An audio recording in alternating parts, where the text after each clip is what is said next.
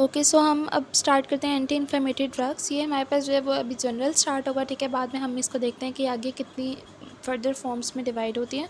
तो सबसे पहले जो हम अगर बात करें इन्फ्लेमेशन की, तो क्या होता है कि जब कोई सेल इंजरी होती है, उसके रिस्पॉन्स में जो है वो हमारी body auto immune system produce करती है, ठीक है। इम्यूनिटी हमारी बॉडी के जो इम्यून सेल्स हैं वो जनरेट करते हैं, जिसकी वजह से वहाँ पे जो है वो इन्फ्लेमेशन कॉज हो जाती है, ठीक है। ये हमारे पास किसी भी कंडीशन में हो सकती है जहाँ पे पेन के साथ ये एसोसिएट होती है। लाइक अगर इन्फ्लेमेशन होगी तो उसकी वजह से जो है वो पेन भी होगा। जैसे हम लोगों ने इन्फ्लेमेशन के साइंस पढ़े थे, तो उसमें सबसे फर्स्ट जो है वो पेन होता है और रेडनेस होती है। तो इसमें जो है वो डिफरेंट कंडीशन, जिस तरह आर्थराइटिक कंडीशंस वगैरह इन्वॉल्व होती हैं। उसमें अगर हम बात कर लें एनसेड्स की, तो एनसेड्स बेसिकली क्या होता है, non steroidal anti inflammatory drugs होती हैं, ठीक है। ये वहाँ पर होती हैं जहाँ पे इन्फ्लेमेशन हमेशा पेन के साथ एसोसिएट होती है, और जहाँ पे सिर्फ इन्फ्लेमेशन होगी वहाँ पे हम डिमार्ड्स वगैरह को यूज़ कर सकते हैं, ठीक है। तो ये हमारे पास जो है वो एक फ़्लो चार्ट है, जिसमें हमारे पास एंटी इन्फ्लेमेटरी ड्रग्स जो हैं वो 3 फॉर्म्स में डिवाइड होती हैं। जिसमें सबसे पहले जो एंटी इन्फ्लेमेटरी ड्रग्स है, दूसरी एसिटामिनोफेन है, और थर्ड है जो गाउट में यूज़ होती हैं ड्रग्स। एंटी इन्फ्लेमेटरी में हमारे पास 2 क्लासिफिकेशन है, एक एनसेड्स है और एक डिमार्ड्स है। एनसेड्स की अगर हम बात करें तो इसमें हमारे पास एस्पिरिन और अदर नॉन सेलेक्टिव एनसेड्स और कॉक्स-2 इन्हिबिटर्स हैं, ठीक है। और कॉक्स-2 इन्हिबिटर में जो हमारे पास मोस्ट कॉमन होती है वो होती है सेलीकॉक्सिब। अब सबसे पहले जो है वो हम बात कर लेते हैं कि हमारे पास कौन से एनसेड्स हैं। एनसेड्स में हमारे पास जो ड्रग्स आती हैं उसमें हमारे पास एस्पिरिन है, ब्रूफन है, नाप्रॉक्सिन है, इंडोमेथासिन है, सेलीकॉक्सिब है। ये सारे जो हैं ये हमारे पास non selective anti inflammatory drugs हैं। और इसमें अगर हम फर्दर चले जाएँ कि बहुत ज़्यादा डीप चले जाएँ, तो ये हमारे पास जो है वो कुछ एंटी इन्फ्लेमेटरी ड्रग्स हैं जो नॉन स्टेरॉयडल हैं, ठीक है। इसमें हमारे पास एस्पिरिन, सेलीकॉक्सिब, डिक्लोफेनेक, और अगर हम इसमें से कॉमन कर लें, ब्रूफन, इंडोमेथासिन, उसके बाद मेलोक्सिकैम और नेप्रॉक्सिन, पिरोक्सिकैम, उसके अलावा बस यही कर लें। और यही हमारे पास जो पास्ट पेपर में बार बार रिपीट हो रही हैं वो यही ड्रग्स हैं, ठीक है। उसके बाद ये हमारे पास आ जाता है मैकेनिज़्म ऑफ एक्शन, ठीक है। इसमें हमारे पास क्या है कि ये देखें, जब हम लोगों ने सेकेंड ईयर में पढ़ा था बायोकेमिस्ट्री में कि एराकिडोनिक एसिड से जो प्रोस्टाग्लैंडिन की कन्वर्जन होती है, तो वहाँ पे हमारे पास एक एंजाइम होता है जिसे हम कहते हैं साइक्लोऑक्सीजिनेज, ठीक है। तो यहाँ पे भी बेसिकली उसी की बात हुई है कि साइक्लोऑक्सीजिनेज जो है वो एराकिडोनिक एसिड को कन्वर्ट करता है प्रोस्टाग्लैंडिन्स में, और उसके बाद जो है वो एल्टीज़ और एलेक्स फॉर्म होते हैं। यहाँ पे हमारे पास जो है वो 2 फॉर्म्स होती हैं कॉक्स की, या आइसो फॉर्म्स होती हैं। एक कॉक्स 1 है, एक कॉक्स 2 है। जो कॉक्स 1 है तो हमारे पास नॉन एंटी इन्फ्लेमेटरी या नॉन इन्फ्लेमेटरी कंडीशंस को जो है वो डील करती है, और जो कॉक्स 2 है वो इन्फ्लेमेटरी कंडीशंस को डील करती है, ठीक है। इसमें हमारे पास जो एस्पिरिन और बाकी नॉन सेलेक्टिव एनसेड्स हैं, उन सब में जो है वो साइक्लोऑक्सीजिनेज आता है और वो इसकी कन्वर्जन को करवाता है। और अगर उसकी कन्वर्जन नहीं होगी, वो इनहिबिशन हो जाएगी, तो उसकी वजह से एलटीज़ और एलेक्स जो है वो होल बॉडी में हमारे जो है वो फॉर्मेशन उसकी ख़त्म हो जाएगी, और उनके अमाउंट जो है वो कम हो जाएंगी, और ओवरऑल जो है वो प्रोस्टाग्लैंडिन सिंथेसिस जो है वो इनहिबिट हो जाएगी, ठीक है।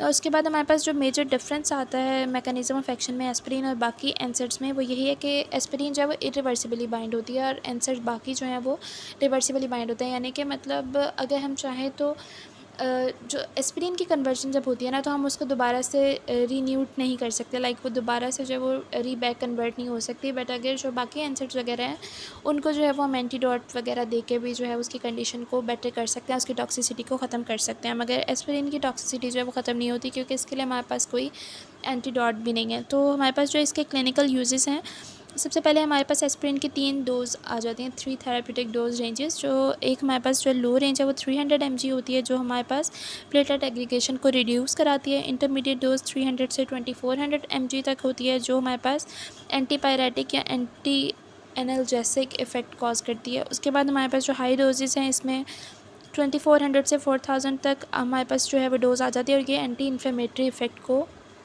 के लिए हमारे पास जो है वो यूज़ होती है, ठीक है। ये वाली जो डोजेज़ हैं बहुत ज़्यादा इंपॉर्टेंट है, हो सकता है कि पेपर में भी आ जाएँ, क्योंकि ये पहले भी काफ़ी बार आई थिंक पेपर में आई हुई हैं। तो उसके बाद हमारे पास जो है वो ये बताया हुआ है कि जो क्लिनिकल यूजेस हैं कि एस्पिरिन कहाँ कहाँ पे यूज़ होती है। ये हमारे पास मस्कुलोस्केलेटल इन्फ्लेमेशन या कोई पेन होगा वहाँ पे यूज़ होगी। उसके बाद आर्थराइटिक कंडीशंस में यूज़ होगी। उसके अलावा पॉलिप फॉर्मेशन को रिड्यूस करने के लिए यूज़ होगी। पेरेंट्रल फॉर्मुलेशन अगर हमारे पास एनसेड्स की हो तो उसको फॉर्मुलेट करने के लिए यूज़ होती है। और अगर हमारे पास एनसेड्स का हम बहुत ज़्यादा लाइक लॉन्ग टर्म यूज़ करें, तो उसकी वजह से कोलोन कैंसर का रिस्क जो है वो कम हो जाता है।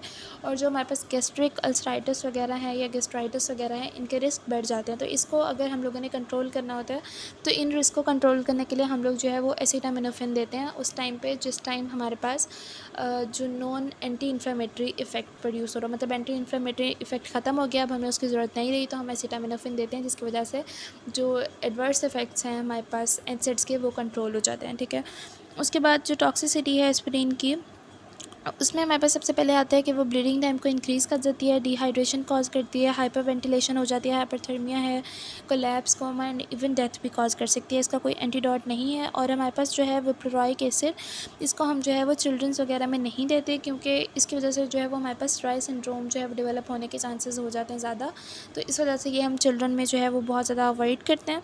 उसके बाद हमारे पास है non selective acid. Non selective acids में हमारे पास इसकी जो टॉक्सिसिटी है वो रीनल डैमेज कॉज कर सकता है, जीआईटी डिस्टर्बेंस कॉज कर सकता है, मतलब कि ये जीआईटी और रीनल दोनों पे बहुत टॉक्सिक इफ़ेक्ट्स जो है वो कॉज करते हैं।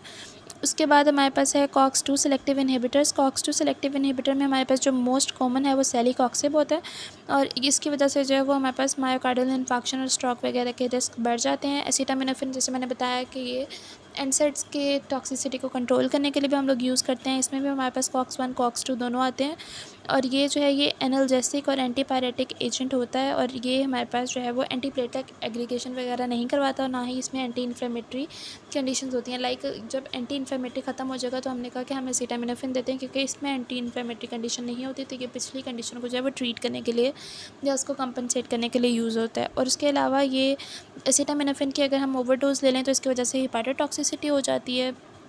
और अगर हम एसिटामिनोफेन या एसिटाइलसिस्टीन की जो है बहुत ज़्यादा कंट्रोल डोज लें और इसको एडमिनिस्टर करते रहें, तो उसकी वजह से हमारे पास अगर ओवरडोज होने से पहले जो है वो बहुत ज़्यादा लाइफ सेविंग ये हमारे पास एक फैक्टर है। लाइक अगर हम इसे कंट्रोल करें तो ये हमारे पास जो है वो बहुत ज़्यादा हमें बेनिफिशियल इफ़ेक्ट देता है। बट अगर हम इसकी अनकंट्रोल्ड जो है वो एप्लीकेशन करने लग जाएँ, या फिर हम इसकी एडमिनिस्ट्रेशन ना करें और इसको बस दे के और उसके बाद फिर हम एडमिनिस्टर ना करें, कंट्रोल ना करें, इस पर कोई चेक एंड बैलेंस ना रखें, तो उसकी वजह से जो है वो ये ओवरडोज़ की वजह से कोई टॉक्सिसिटी भी कॉज कर सकता है। तो ये हमारे पास जो है it was all about NSAIDs. तो एनसेड्स के बारे में जो क्वेश्चंस आते हैं इसमें वही इसकी क्लासिफिकेशन आती है, जो हमने सबसे फर्स्ट पे क्लासिफिकेशन देख ली। उसके बाद आता है कि कौन सी ड्रग्स यूज़ होती हैं, वो हमने ड्रग्स देख ली।